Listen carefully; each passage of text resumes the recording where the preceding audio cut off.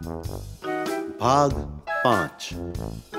अगले दिन आरडीवीए कंपनी के ऑफिस में तीनों दोस्त मौजूद थे और उन्हें अब तक मालूम हो गया था कि तीनों ही बंदे वहां स्पेशल बुलावे पर लाए गए हैं। तुम लोग मेरा शुक्रिया अदा करो कि मेरे सदके में तुम लोगों की भी किस्मत चमक उठी, वरना कहां ये शानदार कंपनी और कहां तुम जैसे फटीचर।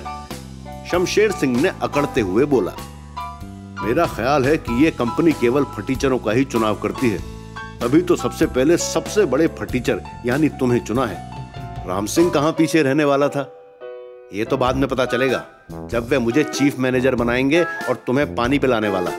शमशेर सिंह ने फिर छेड़ा, मेरा तो ख्याल है कि उन्होंने तुम्हें अपने घर की सफाई करते देख लिया था, तभी अपने यहां सर्विस दी। तुम सफाई कर्मचारी बनकर कितने अच्छे लगोगे। ये भी मुमकिन है कि वे लोग तुम्हें अपने घर के बर्तन धुलने पर लगा दें। अच्छा तुम लोग चुप बैठो, मैं एक नई थ्योरी पर विचार कर रहा हूं। प्रोफेसर ने दोनों को डांटा। कैसी थ्योरी प्रोफेसर? राम सिंह ने पूछा। एक वैज्ञानिक थ्योरी। हमें भी वो थ्योरी बताओ प्रोफेसर, शमशेर सिंह ने कहा। मैं ये सोच रहा हूं कि जिस तरह जानवरों के पूंछ होती है उसी तरह आदमी के भी उगाई जा सकती है कि नहीं?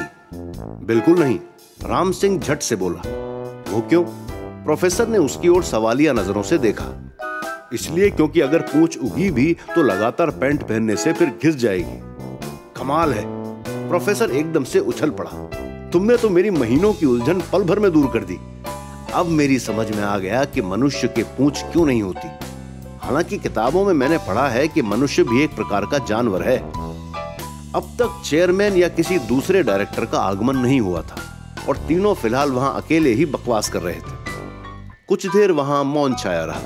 फिर राम सिंह बोला, तुम्हारा क्या विचार है प्रोफेसर? हमें यहाँ किस तरह का काम दिया जाएगा? मुझे तो लगता है हमें कोई साइंटिफिक वर्क दिया जाएगा, वरना मेरे जैसे साइंटिस्ट को यहाँ क्यों बुलाया जाता? मैं तो समझता हूँ कि ये जरूर कोई एडवेंचर वाला काम होगा, वरना मेरे जैसे जांबाज का यहाँ क्या काम? शमशेर सिंह अपना सीना ठोकता हुआ बोला। तभी राम सिंह चीखा, शमशेर सिंह, तुम्हारे कपड़े पर मकड़ी रेंग रही है। कहां? शमशेर सिंह बौखलाकर उठ खड़ा हुआ और जल्दी जल्दी अपने कपड़े झाड़ने लगा। मैंने तो मजाक किया था, राम सिंह हंसते हुए बोला। मैं तो तुम्हारी जांबाजी देख रहा था। आगे से यदि ऐसा मजाक किया तो मैं तुम्हारे ही ऊपर अपनी जांबाजी दिखा दूंगा, शमशेर सिंह तैश में आकर बोला। उसके बाद वो मौन हो गए क्योंकि चेयरमैन मिस्टर जमशेद और उसके दोनों डायरेक्टर अंदर आ रहे थे। हेलो, मुझे खुशी है कि आप तीनों यहां इस समय मौजूद हैं, उसने तीनों दोस्तों से हाथ मिलाते हुए कहा। हमें भी आपसे मिलकर बहुत प्रसन्नता हुई, प्रोफेसर ने कहा। फिर वो लोग कुर्सियों पर बैठ गए। अब आप हमें यह बताइए कि हमें क्या काम करना होगा। राम सिंह को कुछ ज्यादा उत्सुकता थी। वही बताने जा रहा हूं, चेयरमैन ने कहा। आप लोगों को कांगो की यात्रा करनी होगी। वेरी गुड, मुझे मालूम है ये केरल के पास है। प्रोफेसर ने अपने ज्ञान का परिचय दिया। जी आप कुछ कंफ्यूज हो रहे हैं, कांगो अपने देश से बाहर है। दरअसल ये एशिया से बाहर है और अफ्रीका का एक देश है। घने जंगलों और पहाड़ियों से भरपूर, काफी खूबसूरत है। खास तौर पर शमशेर सिंह जैसे एडवेंचर के शौकीन और प्रोफेसर डेव जैसे खोजियों के लिए। चेयरमैन ने आगे कहा। शमशेर सिंह और प्रोफेसर फूल गए, जबकि राम सिंह का मुंह बन गया क्योंकि चेयरमैन ने उसका नाम नहीं लिया था। हम लोग क्या वहां घास खोदने जाएंगे? उसने जलकर पूछा। आप लोग वहां प्लेटिनम की खोज करने जाएंगे। दरअसल कुछ दिनों पहले हमारा एक खोजी दल वहां गया था। उसने वापस आकर रिपोर्ट दी कि वहां के जंगलों में प्लेटिनम के काफी मात्रा में पाए जाने की संभावना है। इसलिए हम प्रोफेसर को वहां भेजकर मालूम करना चाहते हैं कि वहां किस जगह पर प्लेटिनम के भंडार हैं। ये काम तो मैं चुटकी बजाते कर दूंगा, प्रोफेसर ने चुटकी बजाकर कहा। लेकिन इस काम में आप इन दोनों को क्यों भेज रहे हैं?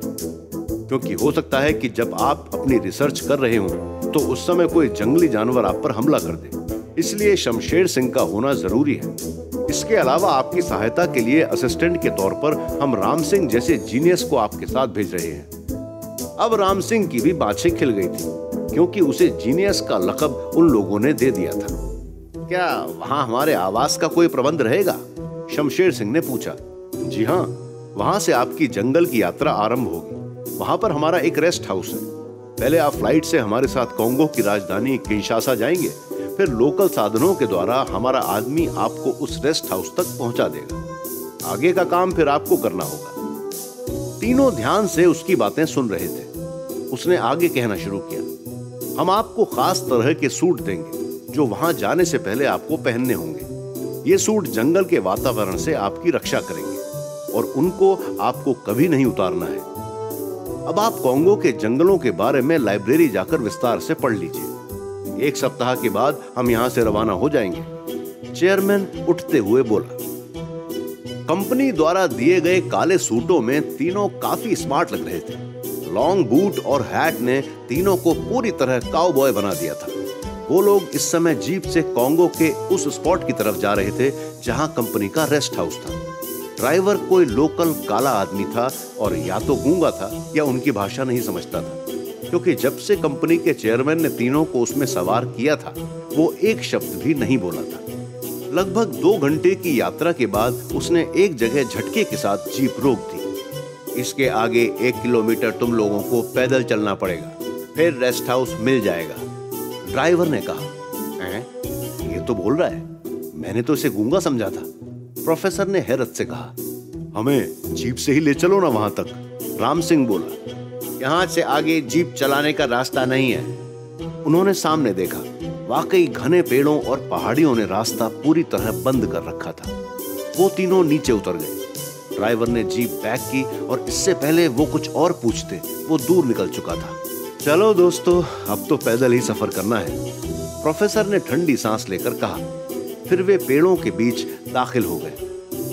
प्रोफेसर, ये प्लैटिनम क्या होता है? शमशेर सिंह ने पूछा। उसे अभी तक समझ में नहीं आया था कि वे लोग किस वस्तु की खोज में जा रहे हैं। प्लैटिनम एक कीमती धातु होती है जिसे पिघलाकर हीरे बनाए जाते हैं, प्रोफेसर ने बताया। ओह, अब मैं समझा कि हीरे इतने कीमती क्यों होते हैं। राम सिंह, मैं एक बात सोच रहा हूँ। कैसी बात? मैं ये सोच रहा हूँ कि अगर हमें प्लैटिनम मिल गया तो हम उसके बारे में उन लोगों को नहीं बताएंगे, बल्कि खुद ही पिघला कर हीरे बनाएंगे और फिर बेच कर पैसे कमाएंगे। शमशेर सिंह ने अपनी योजना बताई। योजना तो अच्छी है, क्यों प्रोफेसर? राम सिंह ने प्रोफेसर की ओर देखा। मुझे कंफ्यूजन हो रहा है, प्रोफेसर ने कुछ सोचते हुए कहा। पता नहीं किताब में क्या लिखा था, शायद प्लैटिनम से हीरे नहीं बल्कि एटम बम बनाया जाता है। इस रोचक कहानी में आगे क्या होता है जानने के लिए सुने कहानी का अगला भाग सिर्फ प्रतिलिपि FM पर। इस कहानी को पूरा सुनने के लिए डाउनलोड करें प्रतिलिपि FM ऐप और ऐसी दिलचस्प कहानियों से जुड़ने के लिए इस पेज को लाइक, सब्सक्राइब और शेयर करना ना भूलें।